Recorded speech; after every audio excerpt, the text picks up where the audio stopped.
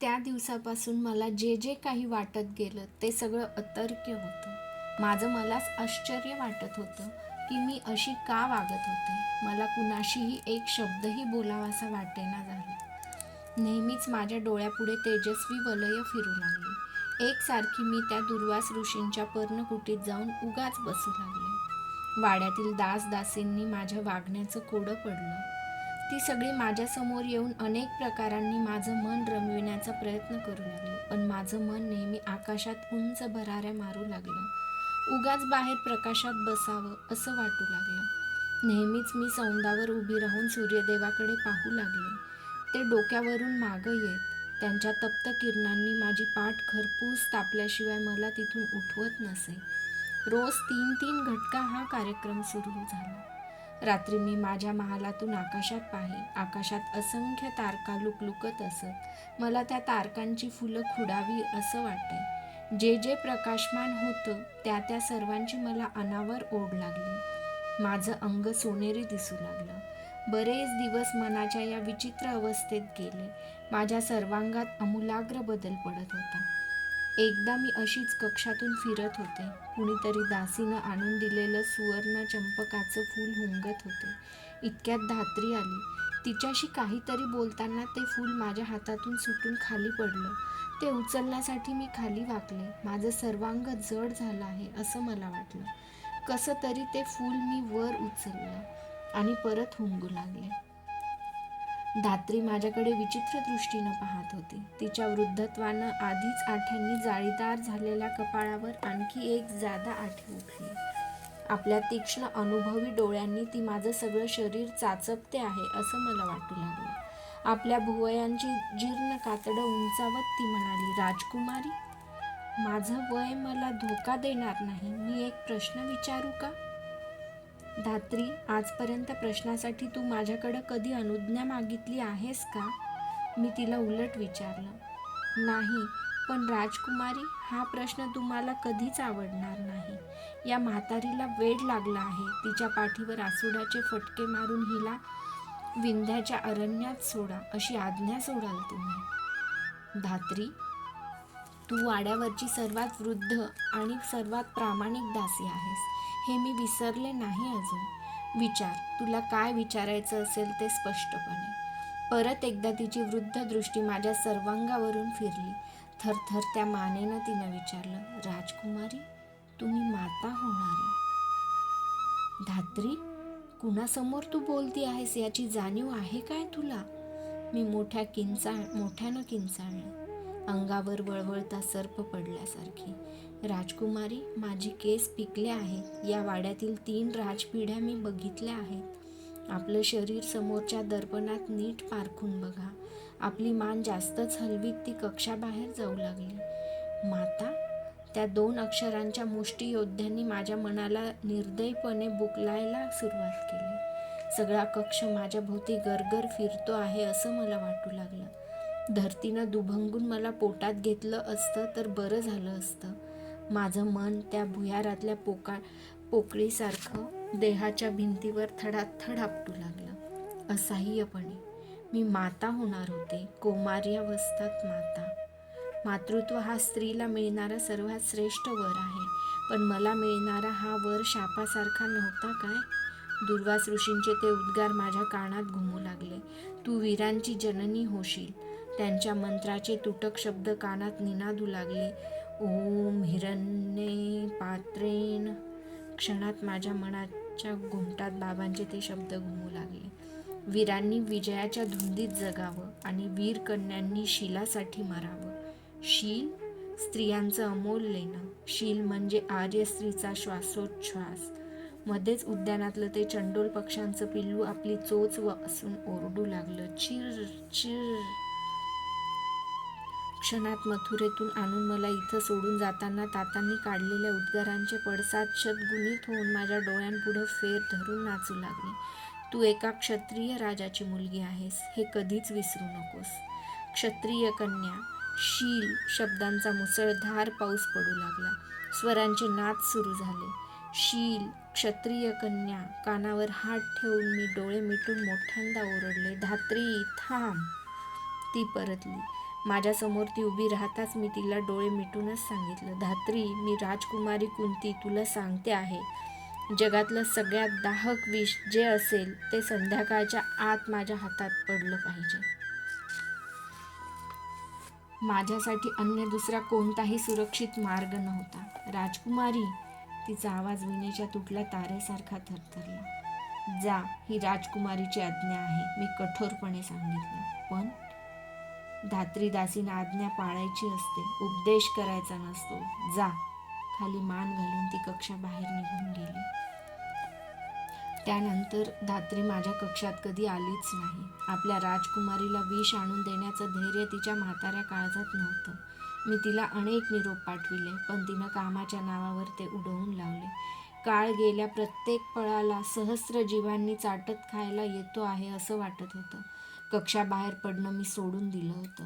माझ्या मनात एकच एक विचार पक्का होत होता, मृत्यू. तडफडणाऱ्या जीवाच्या जाचण्या कायमच्या बंद करण्यासाठी मला मृत्यूशिवाय दुसरा मार्ग नव्हता. मृत्यू, मरणप्राय मानसिक वेदनांना मरण देणारा मृत्यू, प्रतिष्ठेच्या कंठबंधानं बांधलेल्या जीवाला अज्ञाताच्या अनंत प्रदेशात नेणारा मृत्यू, जगातली सगळी काळी दृश्य आपल्या काळ्या जिभांनी सहज पचविणारा मृत्यू.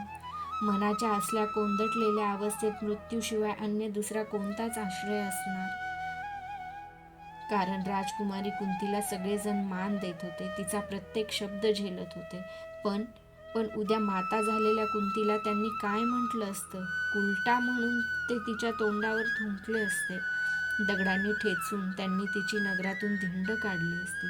लोक तरी किती विचित्र असतात. मातृत्वाचे ते नेहमी महती गातात, पण त्याच मातृत्वावर ते कधी कधी पापाची राजमुद्रा ठोकतात. याच मातृत्वाला ते सामाजिक संकेताच्या सहस्रशूलांनी छिन्न विच्छिन्न करतात. मी कुमारी होते आणि आता माता होणार होते.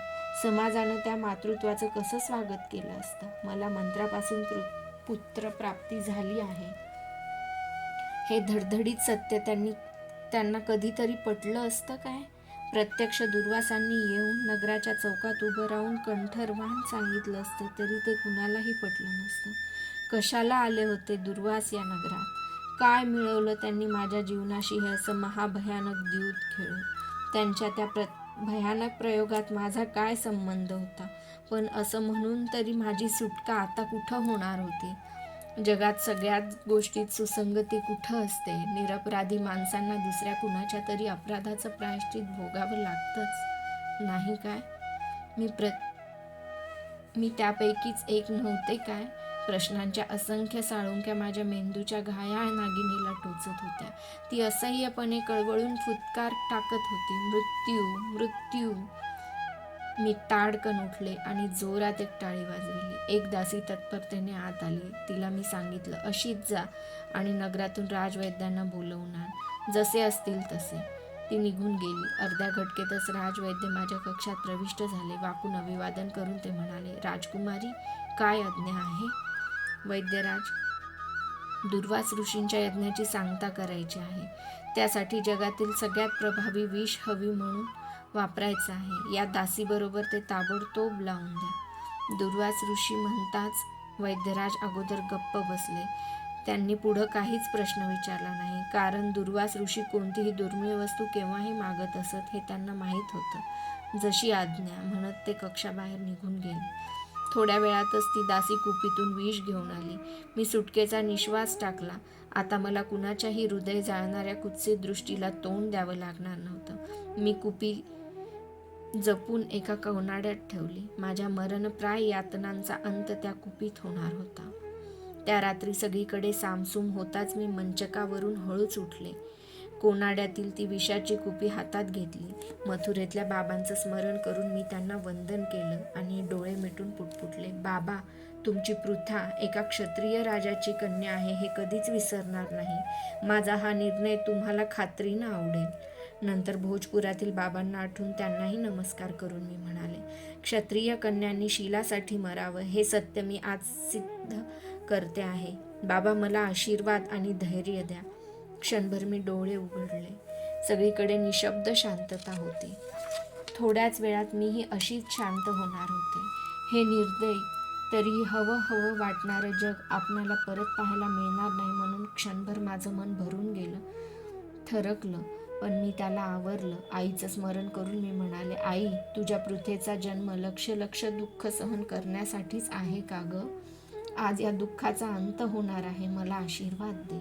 डोळे मिटून मी ती कुपी घशात ओतली आणि मंचकावर अंग झोकून दिलं. आता सकाळी नगरात हाहाकार उडणार होता. मी ती विषारी कुपी प्याले होते, पण तिचा काहीच उपयोग झाला नव्हता. मृत्यूसुद्धा आपली कृपादृष्टी माणसाला हवी तेव्हा वळवायला तयार नसतो. माझ्या पोटात आता आगीचा डोंब उसळेल अशी माझी कल्पना होती.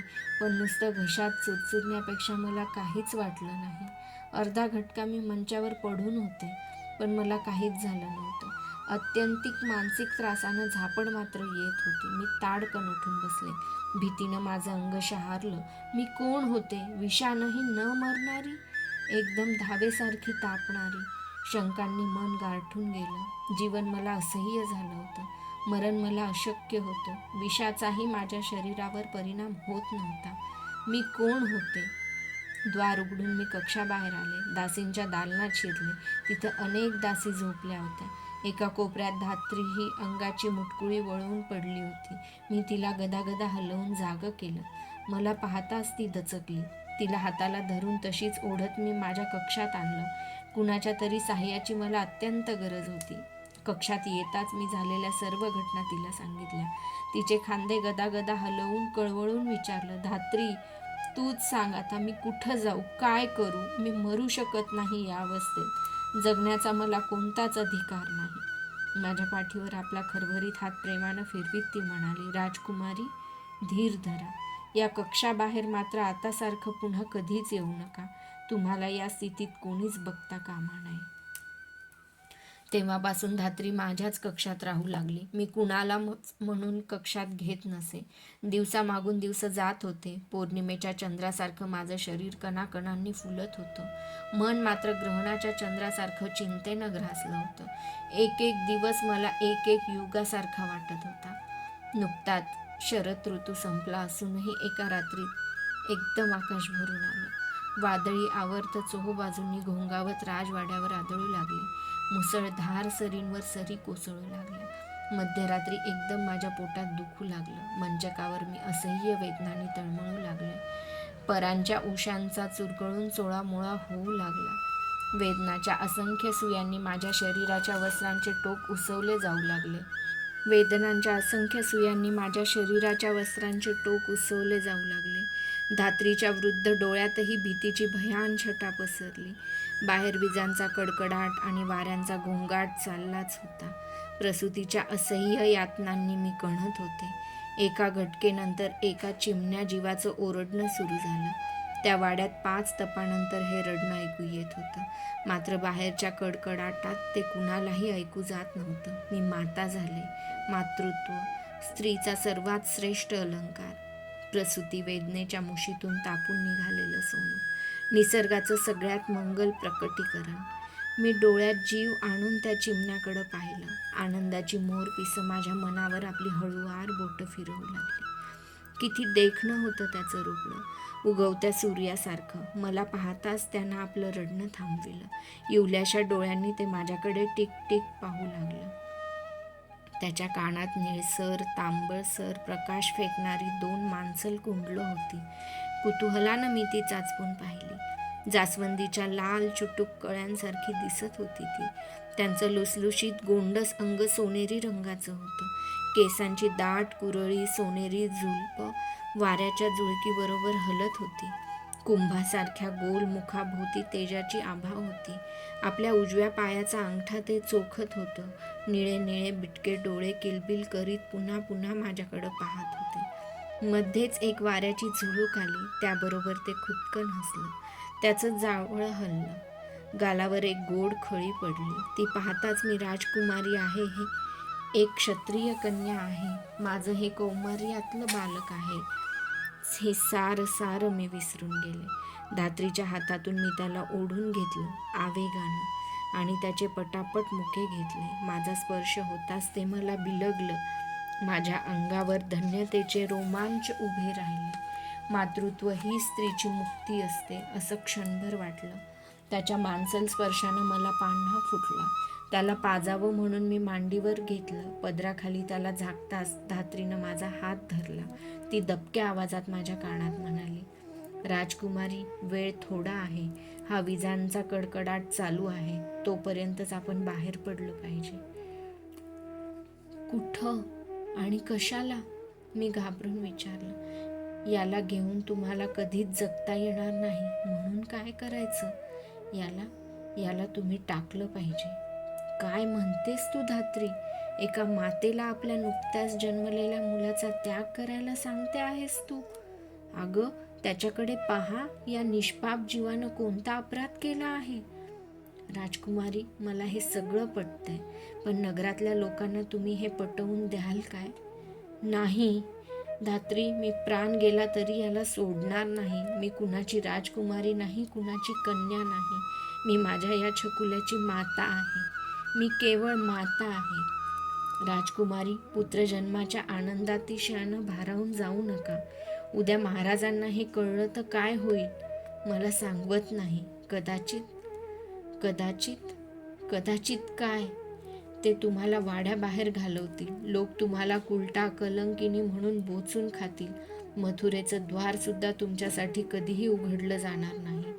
मग मी काय करू धात्री? मी कुठं जाऊ? मी आक्तिकतेनं मुसमुसू लागले. राजकुमारी, धीर धरा. त्याचा त्याग करण्याशिवाय तुम्हाला गत्यंतर नाही. त्याच्या आणि तुमच्या दोघांच्या हितासाठी. त्याग कसा करू? माता असून हत्यारी होऊ? लवकर आटपा. त्याचं रडणं कुणी ऐकलं नाही तोपर्यंतच आपण वाड्याबाहेर पडलं पाहिजे. धात्री, किती निर्दयी आहेस ग तू. एका मातेला तू मुलाचा गळा घोटायला सांगते आहेस. तिची मला घृणा वाटली. राजकुमारी, मला एका राजकुमारीचा गळा वाचवायचा आहे. तुम्हाला एवढं वाईट वाटत असेल तर बसा विचार करीत. मी चालले. पण एकदा हे महाराजांनी बघितलं तर? ती बाहेर जाऊ लागली. माझं मन प्रेम आणि व्यवहार, कर्तव्य आणि भावना, वास्तवता आणि ममता या द्वंद्वात सापडलं. काय करावं? त्या मुलाला घेऊन एकट्यानंच कुठंतरी दूर निघून जावं असं मला क्षणभर वाटलं. पण मी कुठं जाणार होते? कुणी मला आश्रय दिला असता. जगाच्या प्रलयात एक स्त्री लहान मुलाला घेऊन कुठं वणवण फिरणार होती? आणि तशी ती फिरली असती तरी तिच्या सुरक्षिततेचं काय? आपल्या लहानग्याचा त्याग तरी ती कसा करणार होती? कोणत्या हातांनी ती त्याला दूर लोटणार होती? समाज, कसल्या माणसांनी भरला आहे हा समाज? कुणी त्याला हे सर्वाधिकार दिले? हे अधिकार म्हणजे वास्तवतेच्या पाठीवरचं बांडगुळच नाही काय? तो त्याला पाप पाप म्हणतो. ती त्याची पापाची आणि पुण्याची कल्पना सोयीची नाही काय? आजपर्यंत किती अबलांनी निर्दयी अशा या समाजाच्या संकेतांनी उरीसफोड केल्यामुळे विहिरींचे आणि नद्यांचे तळ गाठले असतील. मी सुद्धा तेच करावं काय? पण छे, या मुलाचं रूप असामान्य आहे. हे जगलं पाहिजे. कसंही का होईना हे वाचवलंच पाहिजे. काय करावं? मी धात्रीला हाक मारली. धात्री, जाऊ नकोस ग, नाहीतर मी इथं मूर्छित होईन. मी शारीरिक आणि मानसिक कोंडीनं घुसमटू लागले. ती परतली आणि माझ्या पाठीवर हात फिरवून म्हणाली, राजकुमारी, क्षत्रिय कन्येला शोभेल असा हा एकच निर्णय आहे. आणा त्याला इकडं. तिनं पुढं होत त्याला माझ्या मांडीवरून ओढून घेतलं. आपल्या चिमुरड्या मुठीत त्यानं माझा पदर घट्ट पकडला होता. तिनं तो कठोरपणानं सोडविला. माझं मन आक्रंदू लागलं. त्याला घेऊन ती बाहेर गेली. थोड्या वेळातच खांद्यावर एक लाकडी पेटिका घेऊन ती परत माझ्या कक्षात आली. मंचावर तिनं ती ठेवली. तिच्या हातात मूल नव्हतं. मी घाबरून तिला विचारलं, बाळाला कुठं ठेवलंस धात्री? उत्तर देण्याऐवजी तिनं पेटिकेचं झाकण उघडलं. बाळ त्यात एका मऊ शय्येवर निर्धास्तपणे झोपलं होतं. त्याच्या भोवती अनेक प्रकारचे बहुमोल अलंकार तिनं पसरले होते, पण त्या सर्वांना लाजवील असा त्याचा रंग होता. पेटिकेच्या फटी मऊ मेणानं बुजविल्या होत्या. वरच्या झाकणाला एक लहान छिद्र होतं, पण तिनं त्याला त्या पेटिकेत का ठेवलं होतं? घाबरून मी तिला विचारलं, धात्री, या पेटिकेत कशाला ठेवलंस? काय करणार आहेस तू आज? राजकुमारी ही पेटिका उजाडण्यापूर्वी अश्वनदीच्या कुशीत गेली पाहिजे. तिच्याशिवाय याला जवळ करण्या इतकं जगात कुणाचंही मन आज मोठं नाही. धात्री, धात्री, मी राजकुमारी आहे की डोंबीन तुला मुलाचं प्रेम जाणायला शिकवायला तो देव विसरला की काय? राजकुमारी, या वाड्यावर माझी 8 मुलं सेवक म्हणून खपताहेत. मन दुबळं करू नका, आटपा लवकर. तिचे शब्द बाणासारखे माझ्या काळजात घुसत होते. पण सकाळी माझं भवितव्य काय होतं? राजवाडा की उकिरडा? यज्ञाचा पशु बळी देण्यापूर्वी करकचून बांधतात तसं मन उलट सुलट विचारांच्या दोरांनी करकचून आवळलं गेलं. बाळाला उचलावं आणि त्या धात्रीला लाथ मारून सरळ वाट फुटेल तिकडं निघून जावं असं वाटत होतं. पण तिचा तरी काय दोष होता? आपल्या राजकुमारीसाठी एक स्त्री असूनही ती किती मोठं धाडस करीत होती. हे सगळं करताना तिला काय आनंद वाटत होता? मग दोष कुणाचा होता? माझा? दुर्वासांचा? त्या जन्माला आलेल्या अजान बालकाचा? की मानवांना घोड्यांसारखं पिटाळणाऱ्या काळाचा, परिस्थितीचा, समाजाचा, कठोर सामाजिक संकेतांचा? कुणाचा? माझं डोकं विचार करून करून तडकणार की काय असं मला वाटू लागलं. माझ्या असह्य जीवनाची मला अत्यंत चीड आली. आज दैव एका राजकुमारीला अबला ठरविणार की काय? आज परिस्थिती मातेला मारेकरी ठरविणार की काय? असह्यपणे मी माझं मस्तक कक्षाच्या भिंतीवर थडा थडा आपटू लागले. माझ्या मस्तकातून रक्ताची एक चिळकांडी उडाली. धात्रीनं पुढं होऊन निकरानं मला मागं खेचलं. आपल्या अंशुकानं माझं मस्तक पुशीत ती म्हणाली, राजकुमारी, हे रक्त भिंती रंगविण्यासाठी नाही. या रक्तातून वीर निर्माण झाले पाहिजेत. या रक्ताची शपथ आहे तुम्हाला. आता एकही शब्द न बोलता धैर्यानं माझ्याबरोबर चला कशा. तोंडात पदराचा बोळा कोंबून मी स्पुंदू लागले. धात्रीनं पेटिका उचलली. ती पुढं चालू लागली. सगळा वाडा पहाटेची साखर झोप घेत होता. बाहेरचं वादळ आता थांबलं होतं. मी भुयाराच्या दालनापाशी आले. दगडी खुंटाळी तिनं उजवीकडं फिरविली. भुयाराचं दार एकदम उघडलं गेलं. तिनं पायदंड्या उतरायला सुरुवात केली. मला त्या दिवशी त्या भुयारात धडपडलेल्या पाकोळीची आठवण झाली. माझं मन आक्रंदू लागलं. आयुष्य म्हणजे एक भयान भुयार आहे. आयुष्य म्हणजे एक भयान भुयार आहे. मलाही आज त्या भुयाराची वाट धरावी लागणार होती. राजस्त्रियांच्या संरक्षणासाठी ठेवलेलं भुयार आज मी माझ्या संरक्षणासाठी त्याचा वापर करीत होते. पण किती वेगळ्या अर्थानं, किती भयानक कठोर अर्थानं. आम्ही भुयारातून अश्वनदीवर आलो. अश्वनदीचं पात्र नुकत्याच पडलेल्या पावसामुळं खळाखळ वाहत होतं. ते मळकट लाल पाणी बघताच माझं काळीज चरकलं. त्या घोंगावणाऱ्या पाण्यात माझ्या कोवळ्या जीवाला सोडायचं. ज्याला भूक लागल्यानंतर रडण्याशिवाय जगातलं दुसरं काहीच माहीत नाही, त्याला त्या गरजणाऱ्या पाण्याच्या लोटात लोटायचं. आणि ती पेटिका बुडून गेली तर? त्या पाण्याच्या पोटात काय काय असेल? विशाल जबड्यांचे मासे, क्रूर मगरी. धात्रीनं पुढं होत पेटिका पाण्याच्या प्रवाहात सोडून दिली. लाटांवर हिंदकळत हिंदकळत ती दूर जाऊ लागली. माझ्या मनाचे बांध मातृत्वाच्या उद्रेकानं फुटले. माझं बाळ, माझं बाळ म्हणत मी सरळ पाण्यात घुसू लागले. पुढं होत धात्रीनं मला थोपविलं. मी तिच्या हातातून सुटण्यासाठी धडपडू लागले. पण तिच्या हातात त्यावेळी कुठून एवढी शक्ती आली होती कोण जाणे. स्वतःच्या शरीराची क्षिती न करता तिनं मला आवरलं. घट्ट मिठी मारून घोरपडीसारखी ती मला चिकटली. पेटिका हेलावत दूर निघून गेली. घायाळ होऊन धात्रीच्या खांद्यावर मान टाकून मी स्पुंदू लागले. ती माझी पाठ थोपटत होती. सावरून तिनं मला वाड्यात नेण्यासाठी पुढं पाऊल टाकलं. नदी किनाऱ्यावर एक शुभ्र गाय वासरासह पाणी पित होती. ते बघताच मी डोळे मिटून घेतले. ते वात्सल्य माझं हृदय पोखरू लागलं. आज मातृत्वानं परिस्थिती पुढं हात टेकले होते. आज कुंतीच्या जीवनाला नित्य पोखरणारं एक शाश्वत सत्य तयार झालं होतं. आजपासून कुंती जिवंत मरत जगणार होती. कक्षात येताच मी मंचकावर माझं शरीर झोकून दिलं. अत्यंत क्षीण आवाजात मी धात्रीला सांगितलं, नगरातील चांगल्या कोळ्याला बोलावून आण आणि ती पेटिका कुणाला सापडते याचा शोध घ्यायला सांग. मला एकटीला सोडून तू आता ताबडतोब इथून जा. चालती हो, मला एकांत पाहिजे. माझं मुख मी परांच्या उशीत खुपसलं. उबदार असूनही त्या उशीचा स्पर्श मला थंड थंडगार वाटू लागला, अश्वनदींच्या लाटांसारखा. हमसून हमसून क्रंदताना मला गौप्य स्फोटाच्या भीतीनं कंठातून आवाजही काढता येईना. माझ्या घुसमटलेल्या श्वासात निरागस स्पृथा टाचा घासून तडफडू लागली. पावसाच्या वर्षावामुळं राजवाड्याभोवतीच्या